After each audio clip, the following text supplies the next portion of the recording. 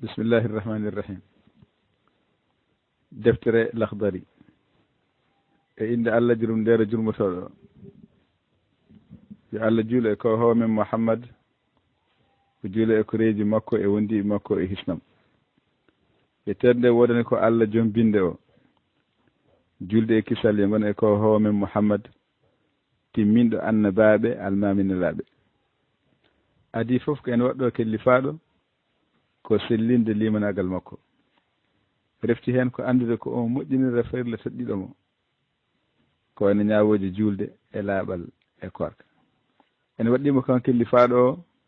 renodirde e keeri Allah o daro e yamirore Allah e harre Allah mana o haaɗe ko Allah yamirimo e ko Allah haɗimo o tubana Allah senade wodani ɗum ko adinde Allah tikkantamo saɗi tuubuya noon ko nimsude e ko ɓocciti ɗum e anniyade wonta ruttade e bakkat kaddi gurdam mum e woppude gofol ngol ɗon e ɗon so tawi kay omo wonno e maggol daganakimo lelkinade e tuubu buya daganakimo kadi wiide ha Allah fewna kam ngati ɗum jeeyako e maale malkise e maale wembede e maale melsitede jiiɗe ɓernde en waɗɗoma kam kellifaɗo rende ɗemgal makko e kala konguɗi bonɗi e haala bonka e gondode cergal e gufde julɗo e hoynude julɗo e yennude julɗo e hulɓinde julɗo ko alda e haqqe sari en waɗɗoma ha joni rende guite makko e darde e ko harmi daganaki mo darde julɗo darande lorore ɗum sona taw on ko fasiki kam en waɗɗi hiiɗade ɗum en waɗɗimo ha joni rende dendagal terɗe makko fodde no o wawri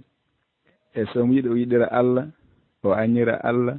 o welire Allah o tikkira Allah o yamira ko moƴƴi o haɗa ko boni en harmi e makko fenande e ñoore e mboɗi kaagu e mawni kinare e hawtare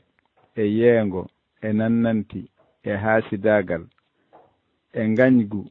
e yiide wombo ɓuri e ñingde tawaɗo e ñingde mo tawaka e fijindaru e jalkidde e jinde e darde debbo janano e dahmitarade haala muɗum e ñamde jawɗele janane taw joomi en belaka e ñamirde tefore walla diine en harmi e makko leltinde julde ha waktu mum ɓenna daganakimo kadi wondinade fasige walla joddade e mum sona taw ala ko o wawi hen woto neɗɗo yiiloro weluya tagaɓe e ko ene tikkina Allah tagɗo o Allah wi senade wodani ɗum ko Allah ene raɗo mum ɓuuri handude e welnede mo so tawi kay ko e julɓe ko Allah ene raɗo mum ɓuuri handude nde e belnanta ɗum so tawi kay ko e gomɗuɓe nelaɗo sallllahu alayhi wa sallam wi ɗoftare alana tagaɗo e nder goofol tagɗo o daganaki killifaɗo o wadde hay hunde sowona o andu hol ñawore Allah e nden ɗon hunde ha o namdo anduɓe o ñamtina hen abbiɓe sunna Muhammad sallllahu alayhi wa sallam ɓe ganduɗa kañum en tindinta koye ɗoftade Allah e ndentina abbade cheyɗan woto o welane hoore makko ko fellisaɓe belana ko e mum ko fellisaɓe woni ɓe ganduɗa gurnameje mum en jeehi e mere e ko wona e ɗoftare Allah tawɗo o e ndaw ko pertata en e ndaw ko ɓoyata woyde ñan darga en eɗen ñaago Allah nde Allah hawrdinta en e abbade sunna annabi men tefanowo en ko homen Muhammad sallllahu alayhi wa sallam keero laaɓal ko picce ɗiɗi ko laaɓal taƴre e laaɓal coɓe ɗen labtinɗo seeɗa wiite laaɓal taƴre koko waɗɗinta sallige walla lorgal janaba wiite laaɓal soɓe ko ittude ɗe e ɓandu mum walla comci mum walla nokku mum ɗo juulata ɗo ɗum wiite laaɓal soɓe ceernajo o wi kañum fof noon gasirta so wona ndiyam laaɓɗam laɓɓinojam